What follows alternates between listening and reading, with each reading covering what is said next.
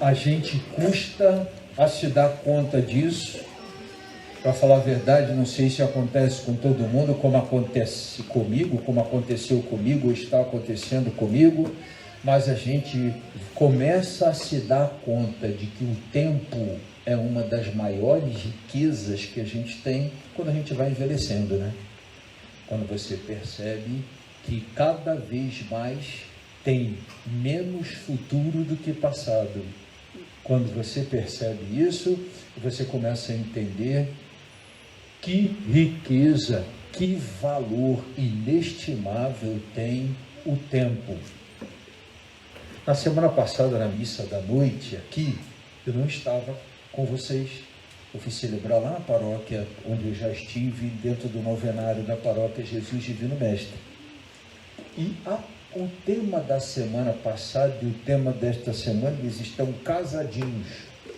Porque as duas últimas semanas do ano litúrgico, a 33ª semana do tempo comum e a 34ª, que coincide com a solenidade de Cristo Rei, são uma excelente reflexão e um convite nosso à reflexão acerca do tema do tempo, do que estamos fazendo, do que temos feito, do que estamos de fato fazendo com essa grande riqueza que nos é entregue, desperdiçando ou multiplicando, semelhante ao que está dito lá na parábola dos talentos.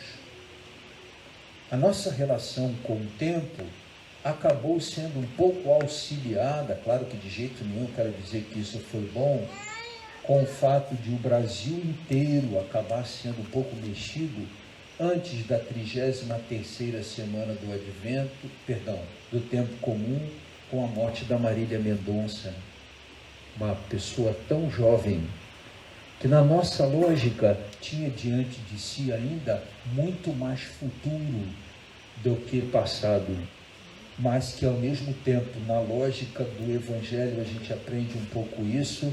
Nada se pode dizer acerca do que a gente ainda tem de tempo, do que vem pela frente de tempo. O que pode ser dito é acerca do que já ficou para trás de tempo e o que há agora de tempo. Mas a morte de alguém próximo nosso sempre nos causa alguma reflexão sobre o tempo. A gente pensa um pouquinho mais sobre o tempo, sobre nossa vida e o que a gente tem feito com esse tempo.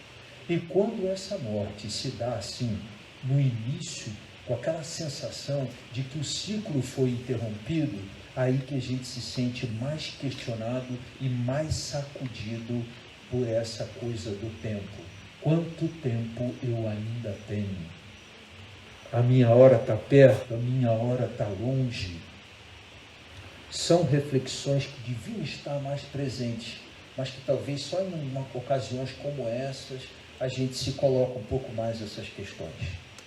Eu lembro na reflexão da semana passada que falava de 3 padrões muito comuns de relação com o tempo. Esses 3 são: andar atrás do tempo, andar ou querer andar, achar que pode andar na frente do tempo, ou andar com o tempo. Eu peço a paciência de quem veio à missa na semana passada ou participou de alguma missa. Vou pedir licença para repetir rapidamente aquilo que fiz na semana passada, de modo a todos poderem participar. O padrão de relação com o tempo de quem anda atrás do tempo é o padrão do procrastinador. Não sei se já ouviram essa palavra.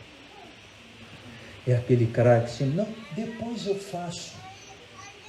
Fulaninho, vai ali comprar um pimentão para a mamãe, que a mamãe está terminando uma comida aqui e precisa temperar. Espera aí só um pouquinho, a última partidinha, só mais essa partidinha. Se eu interromper agora, vai acabar lá o jogo, sei lá o quê. Aí a gente vai, né?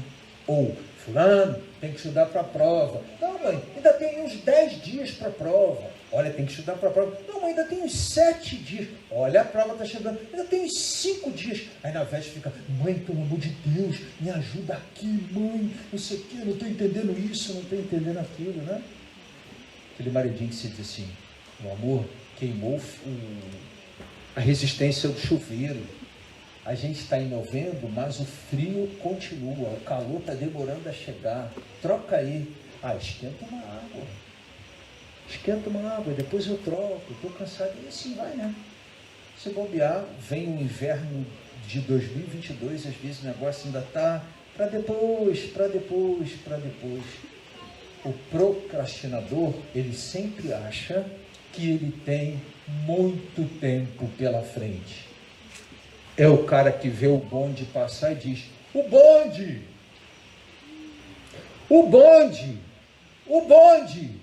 passou, agora já foi, passou.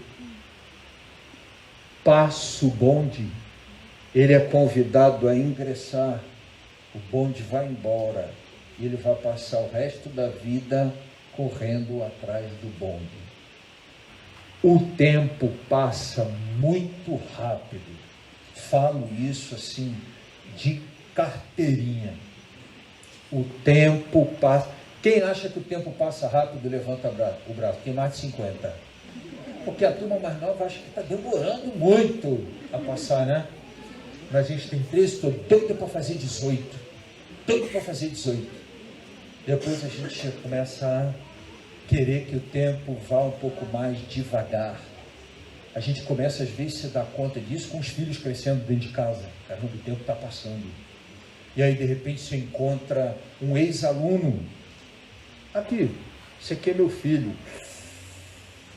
Ou você se dá conta, que eu me dei conta um dia, que os amigos dos meus sobrinhos iam na casa da minha irmã dizer, tio! Aí você, caramba, o tempo está passando. Nós temos uma relação de responsabilidade com o tempo.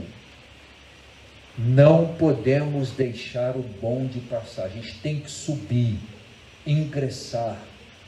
Portanto, esse é um padrão indesejável. É uma relação irresponsável com o tempo. Andar atrás do tempo.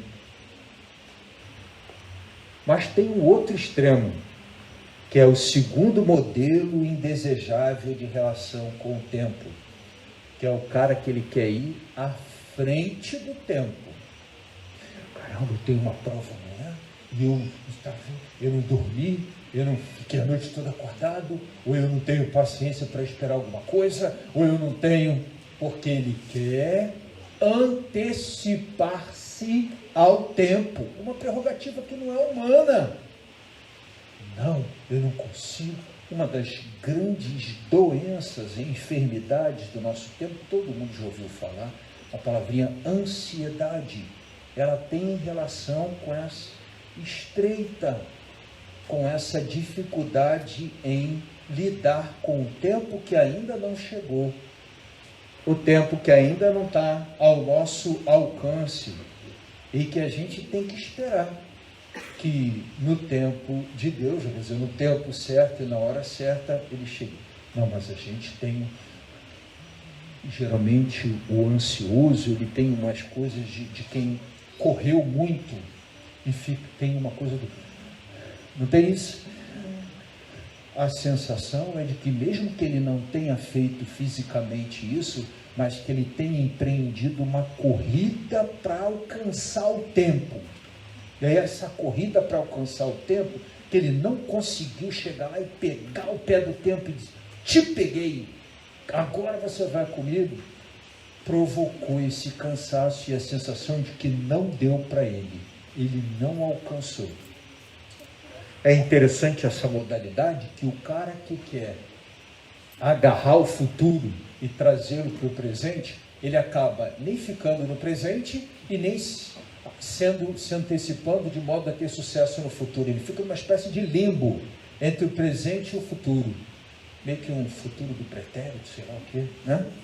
Ele fica ali, nesse limbo, porque ele nem vive bem o presente, porque acaba não estudando bem para a prova que ele está ansioso que ela vai vir, porque é daqui a alguns dias, e nem chega bem lá quando o futuro encontra o presente, que era a hora da coisa, está despreparado para a coisa. não está pronto para viver no tempo certo aquela coisa do... Está claro para todo mundo?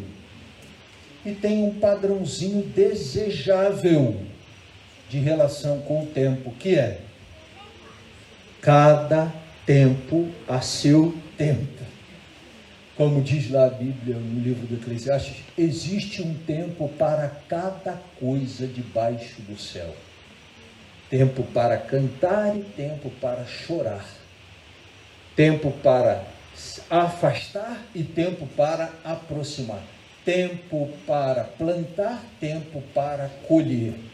Tempo para estudar, tempo para fazer a prova. Tempo para falar, tempo para calar. E aí vai embora. Tem uma lista bonita, enorme, dizendo um tempo para cada coisa. Este camarada, este padrão de relação com o tempo é de quem nem tem uma relação irresponsável com ele, de modo a deixar o tempo passar e perder o bonde da história, nem é o camarada do quer fazer a hora e não quer esperar acontecer, né? Ele quer fazer a hora, não quer esperar acontecer. Mas ele vai, toma as providências necessárias para não perder o trem, mas também ele está disposto a viajar e não quer ir lá botar a carruagem na frente dos bois. Ele se deixa conduzir. A palavra de Deus de hoje, ela é estreita e interessante com essa, da reflexão da semana passada, porque em todas as leituras de hoje tem uma relação, ou uma reflexão, ou uma sugestão de que o nosso Deus é dono do tempo, Ele é Senhor do tempo, que o tempo é um bom lugar para a gente medir exatamente o lugar, para medir exatamente qual é na nossa vida o lugar do nosso Deus. Eu vou terminar contando para vocês, uma vez eu fiz uma espécie de curso para os padres, muito interessante. O padre que estava pregando o curso nos fez uma proposta. Ele pediu que nós pegássemos uma folha de papel e, semelhante àquele exame que a gente faz chamado mapa 24 horas, você bota uma coisinha no braço e você recebe uma agendinha para você anotar o que você fez em cada hora do dia. E enquanto isso, o aparelhinho vai lá verificando a sua pressão. Você, no final de um dia, 24 horas, tem um relatório do que você fez de hora em hora, e aí o médico vai comparar com o resultado ali, né, da conferência, da aferição da sua pressão arterial. Ele sugeriu que a gente fizesse o seguinte: um dia a gente parasse da hora que acorda e colocasse lá, acordei tal hora, e fosse anotando ao longo de um dia como foi que a gente gastou, usou o tempo da hora que a gente acordou até a hora que a gente foi dormir. Ele sugeriu que a gente fizesse isso por 24 horas. Depois sugeriu que a gente fizesse isso durante todo o encontro ali, de mais ou menos uma semana. Depois sugeriu que nós fizéssemos as contas. Ele sugeriu que a gente colocasse em cada papelzinho, anotasse cada dia, e depois no final do último dia, para a gente fazer as contas. Fazer a conta era a seguinte: total de sono, total de futebol na TV, total de Netflix, total de academia, total de... Então, que a gente totalizasse. E depois de totalizar, fizesse um cálculo percentual. Por exemplo, o número total de horas que eu tenho é 24 vezes 7. Aí eu fosse olhar, no total de sono, quanto por cento do total de horas eu... Aí nós fizemos, cada um fez a sua conta. Eles teve paciência para a gente fazendo a nossa conta devagar. Todo mundo terminou. E o que você... Aí ele perguntou assim: quem ficou assustado, levanta o braço. Todo mundo... Porque a gente se deu conta de dar muito tempo para algumas coisas que a gente nem julga tão importantes. Mais tempo percentual do que para outras coisas que nós julgamos tão importantes.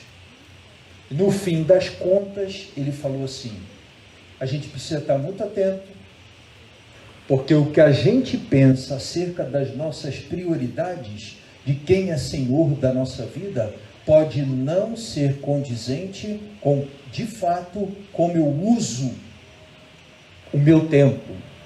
E usar o meu tempo significa onde está o meu coração e onde está o meu tesouro. Ali está o meu tempo. Tem gente que diz que eu não tenho tempo para tal coisa, mas se tal coisa é uma coisa que eu amo, tem tempo. O povo que anda de bicicleta de madrugada pela rua, já viram? De madrugada. Talvez ele não tenha tempo durante o dia, mas ele ama pedalar. Então tem tempo para pedalar, porque aquilo é coração e tesouro. De alguma forma aquilo diz respeito às prioridades, aonde está ali o centro da nossa vida. A proposta que eu faço então, nessa avaliação da nossa semana, última do ano litúrgico, e na gestão do tempo, é você fazer esse cálculo. Rapaziada, você pode tomar susto com o tempo de videogame. O percentual do tempo total de videogame em relação à sua vida e ao tempo que Deus te dá de presente e o que você faz com esse tempo. Pode ser que a gente se assuste com o tempo de séries em geral na TV. Pode ser que a gente se assuste com o tempo que a gente fica em rede social. Pode ser que a gente se assuste também com o tempo que a gente fica conversando fiado. Porque você tem que botar lá na lista. Fiquei 1h30 batendo papo com não sei o que e tal. Então eu sugiro que a gente faça isso. E depois, se alguém quiser me dar um retorno, eu estou lá nos grupos todos da comunidade, não no grupo assim, no privado. É muito bacana o tipo de retorno que a gente tem quando a gente faz essa conta. De vez em quando eu faço. Já no, quando daquela primeira vez tomei um susto, eu fico mais atento a algumas coisas. Mas é muito interessante que a gente entenda isso. Onde você coloca o seu tempo, ali está a sua riqueza, ali está seu tesouro e ali está o seu coração. Vamos ficar de pé, professar a nossa fé.